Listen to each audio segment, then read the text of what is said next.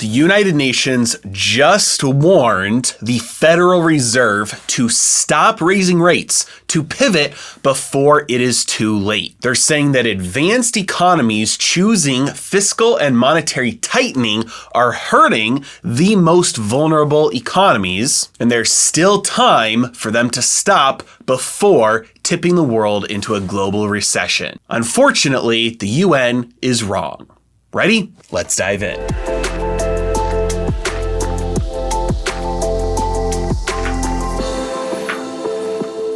Take a look with me at this recent report issued by the United Nations here, the Trade and Development Report for 2022, titled Development Prospects in a Fractured World.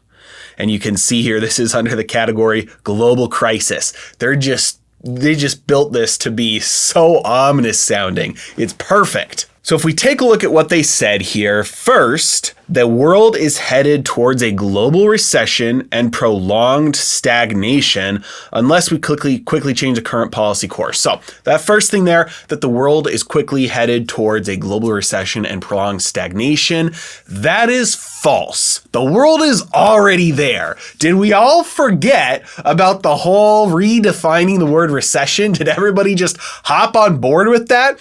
The GDP in the United States contracted for the first 2 quarters of this year. The third quarter's done, and almost definitely will show a contraction in the third quarter. If they said that the first 2 quarters contracting wasn't a recession, how are they going to get away with saying 3 quarters in a row of a contracting GDP is not a recession either? I don't think they'll get away with it, but who knows? Maybe they will. In either case, most people who have any brains realize we're already in a recession, and we've been in a recession since the beginning of 2022. So no, there's not still time. We are already in a global recession, prolonged stagnation.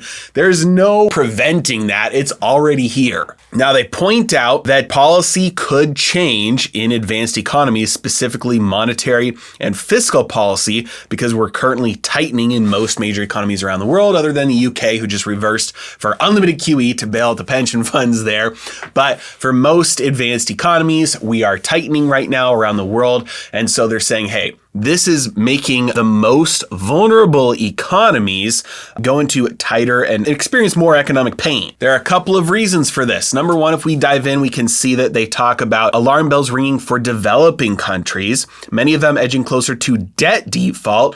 They obviously are going to take the opportunity to point out climate stress, like that has anything to do with monetary policy or science, and that these countries don't have the fiscal space to deal with disasters and invest in their own long-term development. And so, yes, developing countries are going to get the short end of the stick in this, and it's primarily because they don't have the advantage of other countries wanting their currencies. And so when they want to get something or need to get something from another country, they have to go out into the market and get some other currency first in order to be able to get that thing that they want. So let's say a developing country imports a lot of wheat, and the country that they're buying it from doesn't want their currency. So they have to go find dollars and then give those dollars to get the wheat. But in order to get dollars, they have to give something for those dollars. And so wherever they're getting those dollars from, maybe they can print their own currency and buy dollars, but the more they print their currency to buy dollars, the worse the value of their currency is, so the more expensive those dollars are.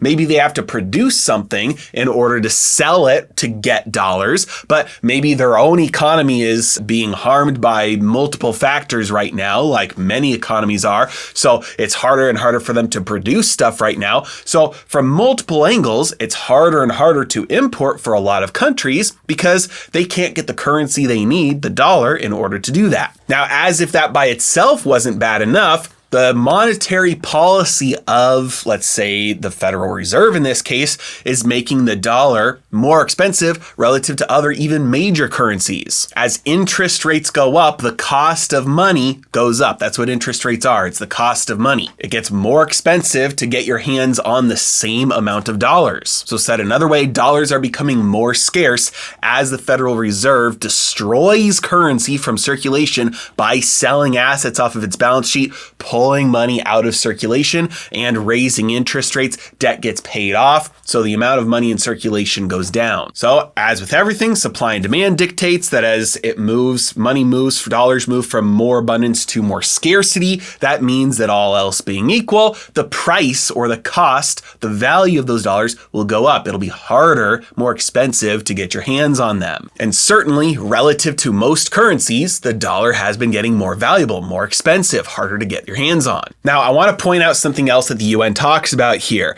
The UN report here says that the current course of action is hurting the most vulnerable. It is a matter of policy choices and political will. Now, is this true?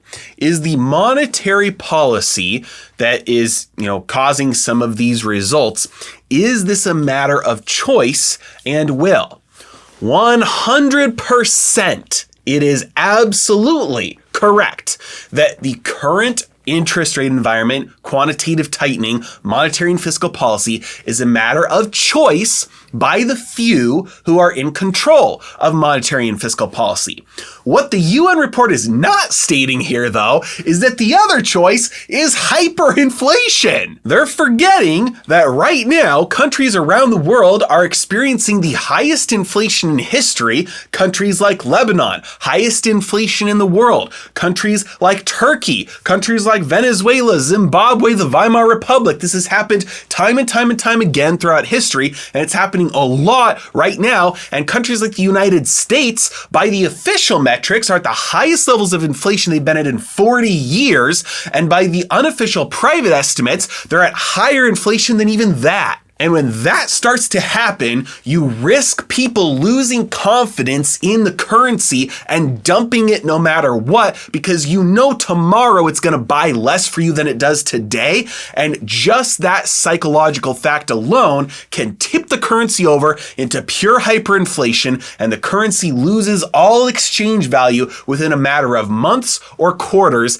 and it is no longer worth anything into the future, into history from that point forward. You risk an absolute currency collapse. So yes, there is a choice being made right now by fiscal policymakers and monetary policymakers to be a little bit tighter than we've been for the last couple of years, which, given how loose they've been for the last couple of years, is not really that tight. And it is a good thing. They should be a lot tighter, but it's a good thing because the alternative is hyperinflation. And we've seen the countries that have not made the hard choice to get tighter. What happens to them? They spill over into hyperinflation. This report projects that economic growth is going to slow to 2.5% in 2022, drop to 2.2% in 2023. Real GDP will still be below its pre-pandemic trend. It'll cost the world more than $17 trillion. Yet despite this, central banks around the world are raising interest rates sharply,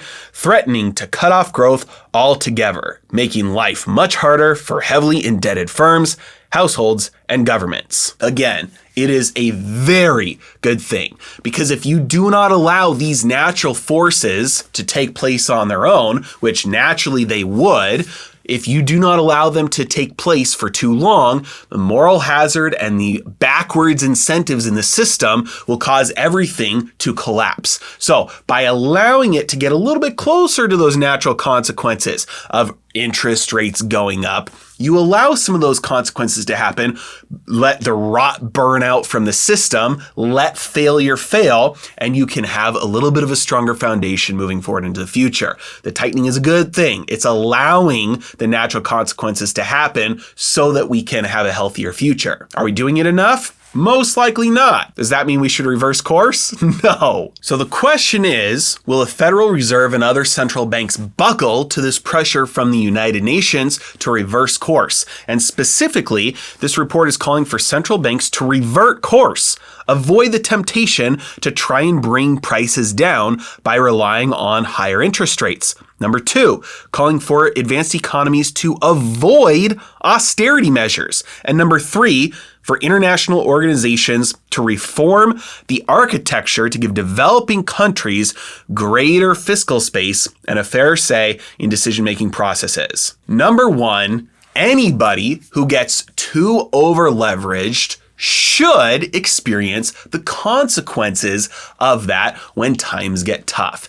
That way, everybody who fails from that will learn their lesson and not repeat those mistakes in the future. That will provide for a stronger economy around the world moving forward. When failure is allowed to fail, people will then tend to avoid trying to get close to that failure in the future. Number 2, prices are supply and demand dynamics. That means that when something is scarce relative to everything else, prices go up. So when prices for money go up, when the cost of money goes up, when interest rates go up, that signal that's telling us that money is scarce. And money is scarce. The savings pool is depleted. So we need to build up the savings pool. This is a time for austerity. This is not the time for spending. This is not the time for risk. This is not the time for growth. This is the time for savings, for risk off, for being conservative. Build up the savings pool. And then once the money pool, the savings pool is abundant, that means that all else being equal, it's more abundant relative to everything else. That means we can spend. That means we can borrow for cheaply. That means we can take risks, and we can do that safely. And so that's what the natural market impact on prices, the price of money, would be, is that it would just naturally work out where when the savings pool is small, that means that money is scarce. That means interest rates are high. That means the incentive is build up the savings pool. Don't take risks because it's expensive. There's no safety net. And then when the savings pool gets large, that means now lenders are competing for borrowers, so interest rates go back down. That means you can take risks. It's cheap to borrow money, cheap to spend, and there's a safety net behind you. So there's these natural equilibrium forces built into the system that will keep the savings pool where it should be and allow for healthy, robust growth and not this massive boom and bust debt cycle that we've been experiencing since the start of the fiat era. So I really hope that the Federal Reserve, especially, and other central banks do not buckle to this pressure from the United Nations, because the course that they're on right now, while it is painful, is healthier long term. And the longer we can stick with it, and the longer Jerome Powell keeps at it like he said he would, the healthier our economy and the world will be moving forward. As always, I really appreciate you guys. Thank you so much for watching. Have a great day.